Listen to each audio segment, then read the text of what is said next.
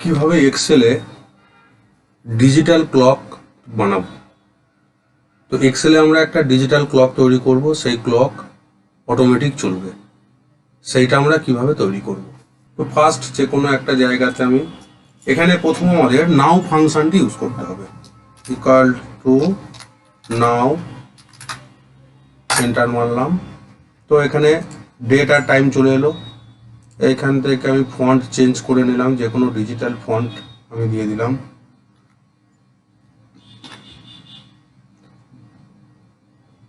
Digital 7 font দিয়ে দিলাম।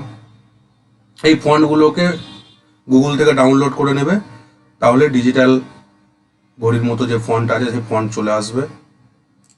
এখান থেকে সাইজ বাড়িয়ে দিলাম,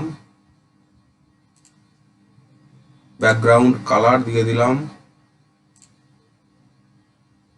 ওয়াচ কালার, টাইম কালার দিয়ে দিলাম। এবার এখান থেকে Ctrl+1 প্রেস করব।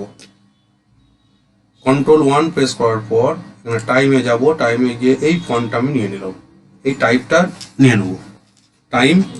টাইম থেকে এই PM আছে, এইখান থেকে আমি এটা এই টাইপটা নেব, দিয়ে ওকে করে দিলাম। তো এখানে শুধু টাইম দেবো, এটা অ্যালাইনমেন্ট সেন্টার করে দিলাম, সাইজটা আর একটু বাড়িয়ে দিলাম, হয়ে গেল।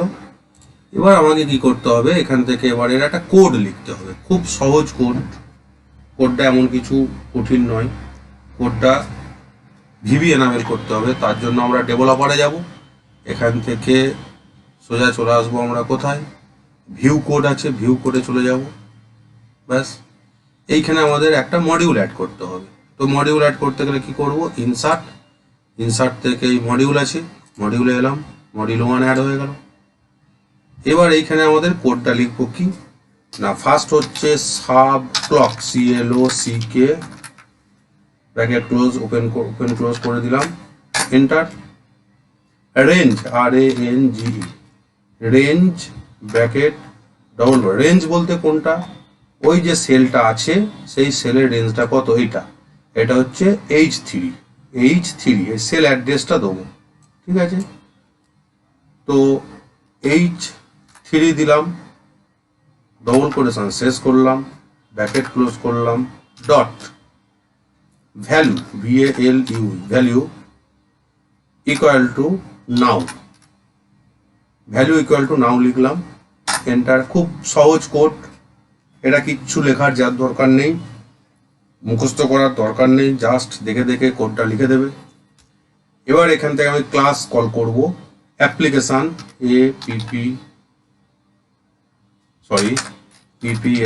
PPLICATION, application dot on time, TIME, on time space now plus time value,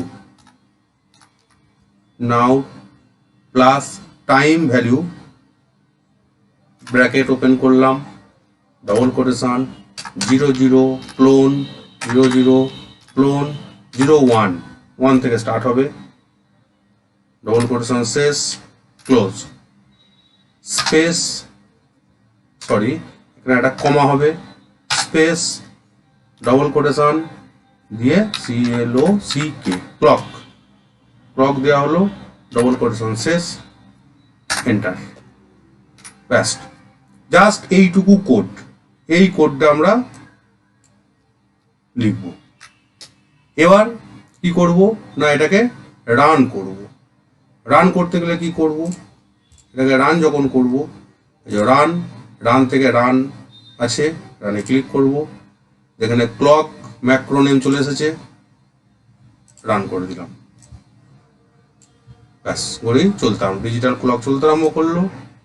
দিয়ে এটাকে কি করব, আমরা জাস্ট ক্লোজ করে দেবো। ব্যাস, এই যে একটা ডিজিটাল ক্লক তৈরি হয়ে গেল, পরপর টাইম অনুযায়ী চলবে। এবার এটা যখন আমরা সেভ করব, সেভ করার সময় কি করব, সিম্পল এক্সেল ফরম্যাটে সেভ করলে হবে না, এটা সেভ করতে গেলে কি করব না, ফাইল, সেভ,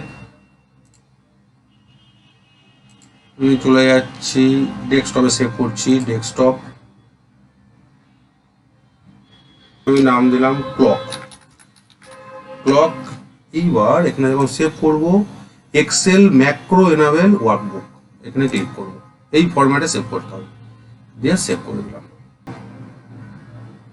ওই ফরম্যাটে সেভ করতে হবে, তবে এটা যখন ফাইলটা আমরা ওপেন করব, তবে এইভাবে ডিজিটাল ক্লকটা তৈরি করা যায় ভিবি কোড দিয়ে।